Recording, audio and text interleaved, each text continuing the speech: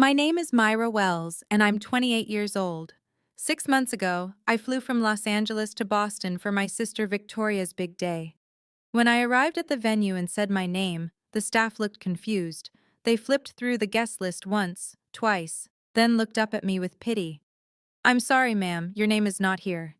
I called my sister to ask. She sneered through the phone. "You really think you'd be invited?"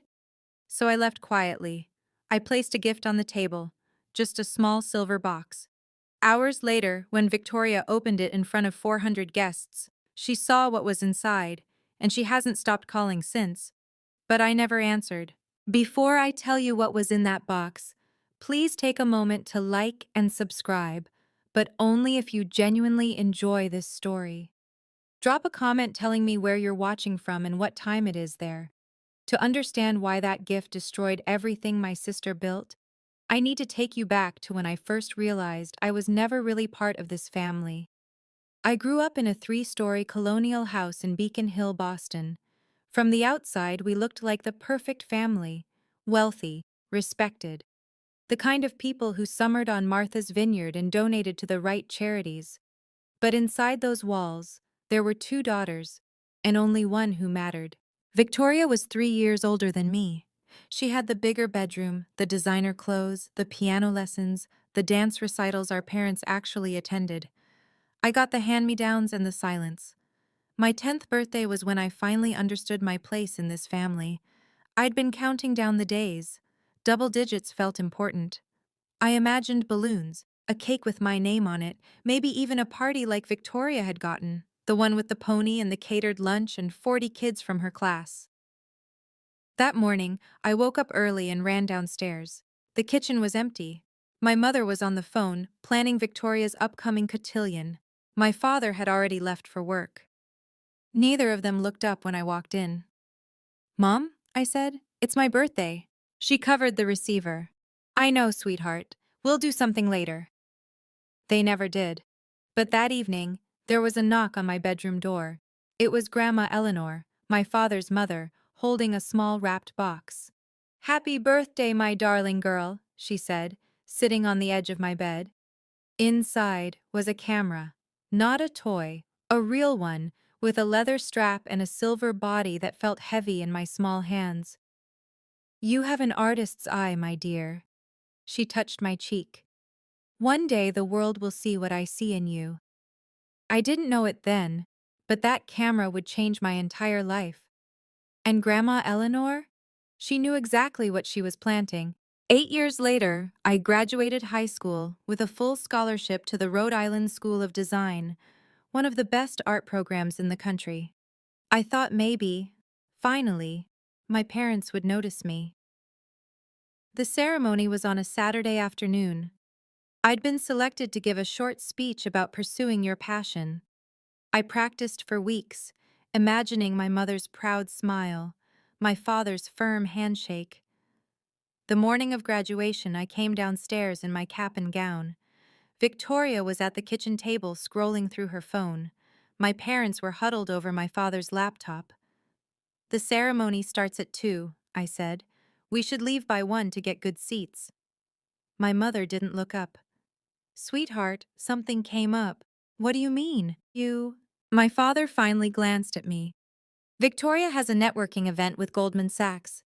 It's a huge opportunity for her career. We can't miss it."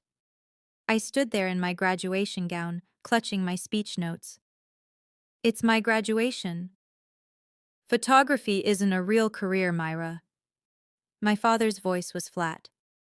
"Maybe you should think about business school like your sister." Victoria smirked but said nothing. I walked to that ceremony alone. I gave my speech to a room full of strangers, and when they called my name to receive my diploma, I looked out at the audience and saw only one familiar face: Grandma Eleanor. Front row, clapping louder than anyone. Afterward, she took my hands in hers. "Remember, sweetheart," she whispered, "the greatest treasures aren't always the ones people fight over. Sometimes they're the ones quietly passed on." I didn't understand what she meant. Not then. But I would. Years later, Standing outside my sister's wedding with a silver box in my hands, I would understand everything. After graduation, I packed 2 suitcases and bought a one-way ticket to Los Angeles. I didn't say goodbye. There was no one to say it to.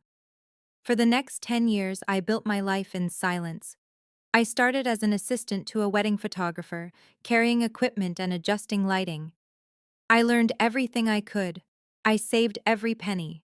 And slowly, client by client, I built something of my own. My family never asked about my work. To them, I was still Myra who takes pictures of strangers. Victoria called occasionally, not to check on me, but to update me on her achievements. Senior marketing director at 29, corner office, engaged to a hedge fund manager. Every conversation was a performance, and I was her only audience. I just closed a 7-figure campaign, she said one evening. What about you? Still doing those little photo shoots?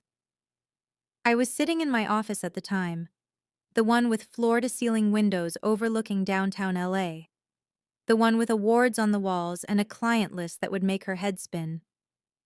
I'm doing well, Victoria. Congratulations on your campaign. Thanks. Mom and Dad are throwing me a celebration dinner next week. Obviously, you're not invited. It's just immediate family. I let that sink in. Immediate family. Of course, I said. Have a wonderful time. I hung up and looked around my office. Everlight Studios. My company. $3 million in revenue last year. Celebrity clients. Magazine features. A team of 12. Victoria had no idea. None of them did. And for a long time, I told myself I didn't care. I told myself their approval didn't matter anymore. But then Grandma Eleanor died, and everything changed. The call came on a Tuesday morning. I was reviewing contracts when my phone rang. A Boston number I didn't recognize. Miss Wells? This is Harrison Lawson, your grandmother's attorney. I'm sorry to inform you that Eleanor Hartwell passed away last night. The world stopped.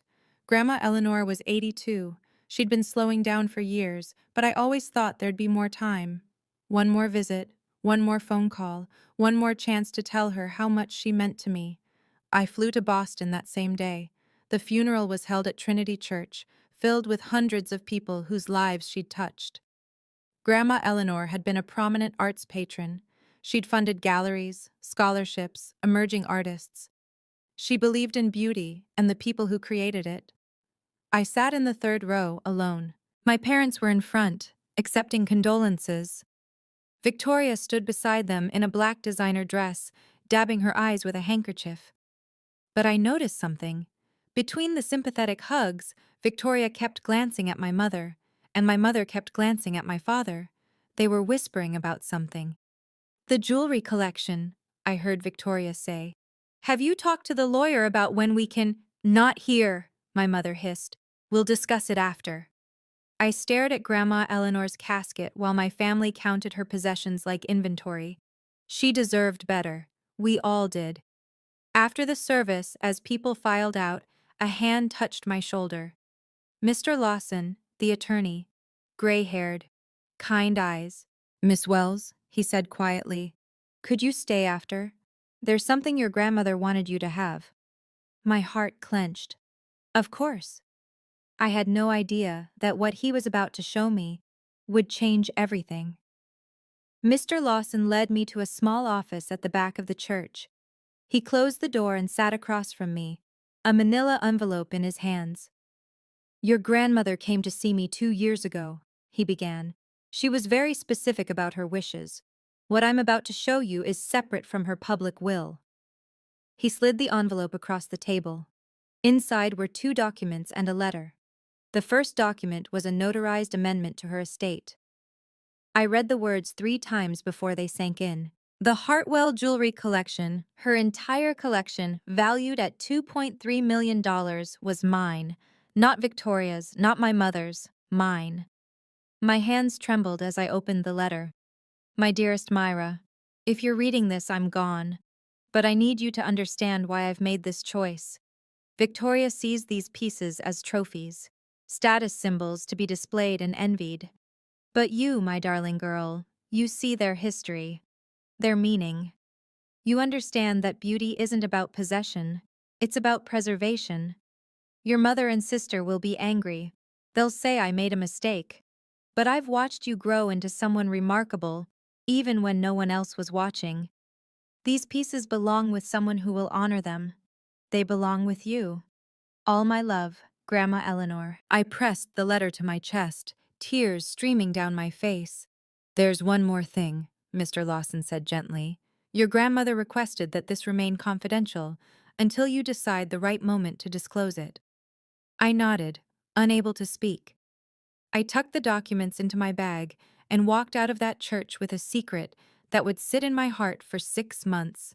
I didn't know then that I'd be using it at my sister's wedding. 3 months after the funeral, I heard the news. Victoria was engaged. Marcus Thornton, old money from Connecticut. His family owned half the commercial real estate in New England. It was the kind of match my parents had always dreamed of. Wealth marrying wealth, status cementing status. The wedding would be at the Grand Belmont Hotel in Boston. 400 guests, a six-figure budget, every detail planned to perfection. I waited for my invitation. Weeks passed. Nothing. I checked my mail every day. I refreshed my email constantly. I told myself there must be a delay, that surely my own sister wouldn't. Finally, I called my mother. Mom, I haven't received my invitation to Victoria's wedding yet. Should I RSVP directly to her, or? There was a long pause. Myra. My mother's voice was careful. Victoria wanted me to talk to you about that. My stomach dropped. It's just, the wedding is very intimate. Victoria felt it would be better if you didn't attend. Intimate, I almost laughed. I saw on her Instagram that there are 400 guests. Another pause. You know how you can be at these events. Awkward. We don't want anything to distract from Victoria's day. I sat in silence, the phone pressed to my ear. I see, I said finally. Thank you for letting me know, Mom. I hung up. That night, I scrolled through Victoria's social media. Photos of her dress fitting, her engagement party, her registry at Tiffany's, comments from hundreds of people congratulating her, 400 guests, but not a single seat for her own sister. I stared at my phone for a long time, and then I made my decision. Now I need to ask you something. If you were in my shoes, if your own family banned you from your sister's wedding and lied about it being intimate, what would you do? Would you show up anyway? Would you walk away forever? Would you do something else entirely? Drop your answer in the comments. I'm genuinely curious what you'd choose. And while you're thinking about it, hit that subscribe button so you don't miss what happens next. Because what I did, no one saw it coming. I booked my flight 3 days before the wedding, Los Angeles to Boston. One way. I didn't tell anyone. I didn't ask permission. I simply packed a small bag and prepared the one thing I needed to bring. A gift. It sat on my kitchen counter in a silver box with a white ribbon, small enough to fit in my purse, light enough that you'd never guess what was inside. The night before my flight, I couldn't sleep. I kept asking myself if I was doing the right thing. Part of me wanted to stay home, to protect myself from another rejection, to pretend I didn't care, but I did care. That was the problem. For 28 years, I had been invisible to my family. I had accepted their dismissal, their favoritism, their casual cruelty. I had built a life 3,000 miles away and told myself it was enough. It wasn't. I wasn't flying to Boston for revenge.